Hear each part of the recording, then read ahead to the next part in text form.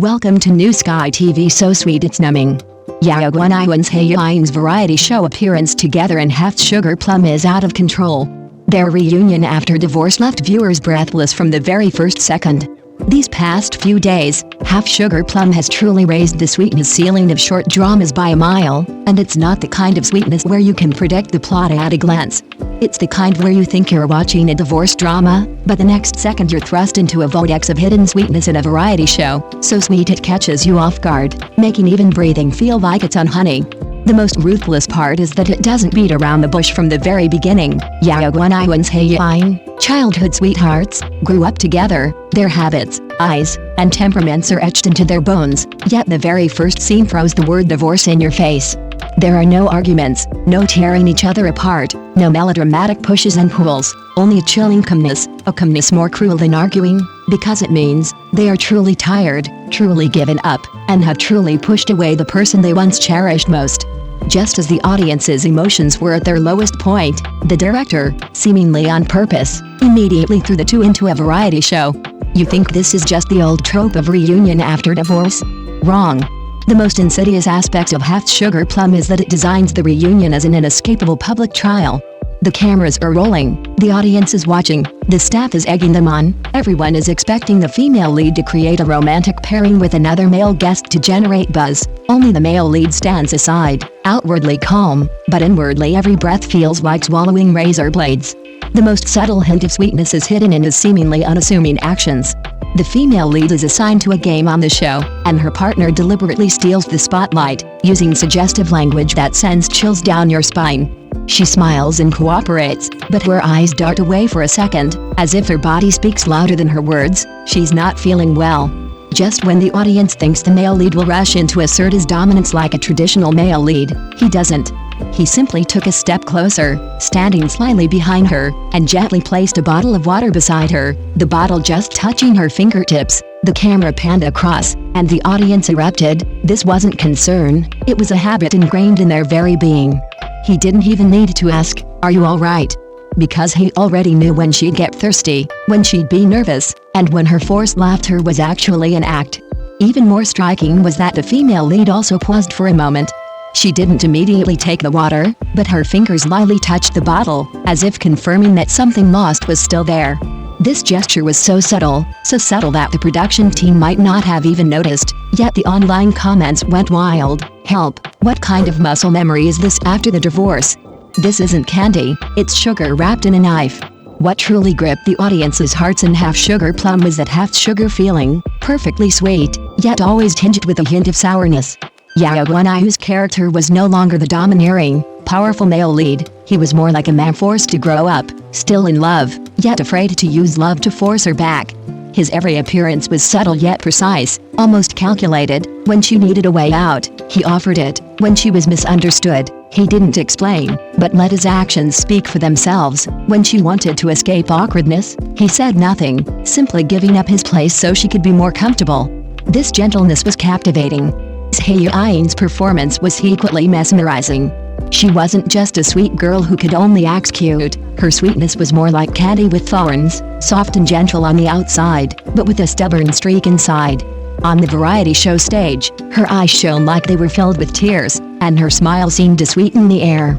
But the moment the camera cut to her alone, the suppressed silence would suddenly pierce you. You could sense that she hadn't stopped loving, but had loved for too long, too much, which was why she chose to leave. The most captivating scene was the Truth or Dare segment arranged by the production team. The female lead was asked, "What's your ideal partner like?" She was about to give a prepared, eloquent answer, but she suddenly stopped halfway through, her gaze involuntarily sweeping towards the male lead. That glance was so brief, almost like an illusion, yet the male lead immediately lowered his head as if burned, his fingers lightly tracing the rim of his glass, a restrained movement that tugged at the heartstrings. The live chat exploded with comments. He dared not listen, she dared not speak.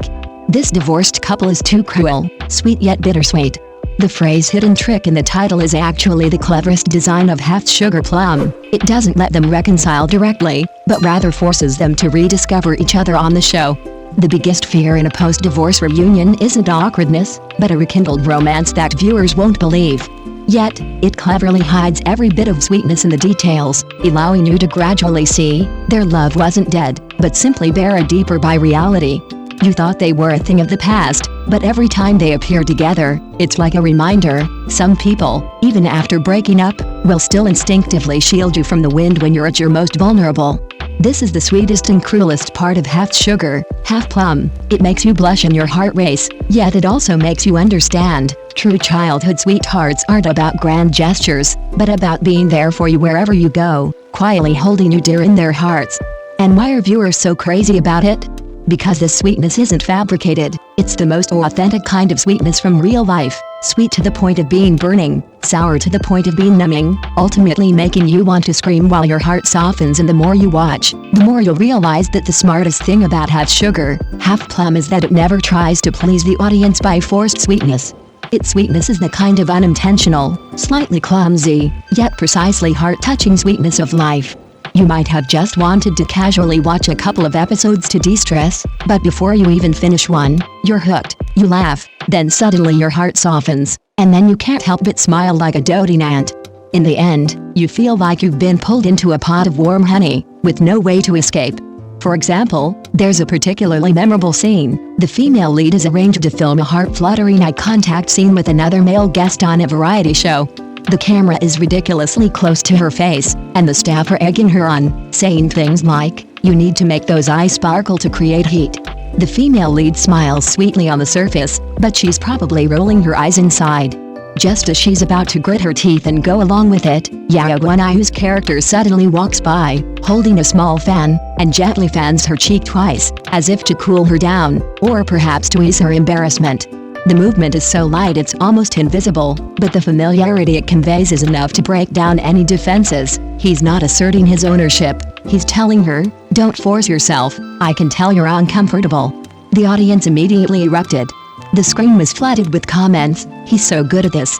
He doesn't steal the spotlight, but he protects her every second." This isn't just sweetness, it's the tender remnants of adult divorce. Even more striking is that the female lead isn't the kind of naive, passive girl who just waits to be coaxed. When he fanned her, her eyes visibly softened for half a second, but she immediately suppressed her emotions and continued smiling at the camera. That restrained "If I still love you, but I can't go back" was like pressing a piece of candy into the audience's hearts and then gently crushing it with her fingertips. Sweet enough to make you numb, so sour enough to make you burn. There was another scene that really made me laugh so hard I slammed my fist on the table. The show had a ex-partner compatibility challenge, clearly designed to make them awkward. The question was, what's the other person's least favorite food? Before the female lead could even speak, the male lead had already written down his answer. The camera cut to the moment he wrote it, and everyone was trying not to laugh. He wrote cilantro. But when the female lead flipped it over, it said cilantro plus scallions. Host, how did you know that? Male lead, she always adds notes when she orders takeout. The female lead blushed instantly, trying to pretend nothing was wrong, but her lips twitched uncontrollably. Viewers screamed from outside the screen, "This isn't a divorce. This is clearly divorced but not completely divorced." This drama is a pleasant surprise in the sweet romance genre. It's sweet without being cloying, the plot is fresh, and there are no obvious flaws throughout. If you like light-hearted sweet dramas, this one should definitely be added to your watch list.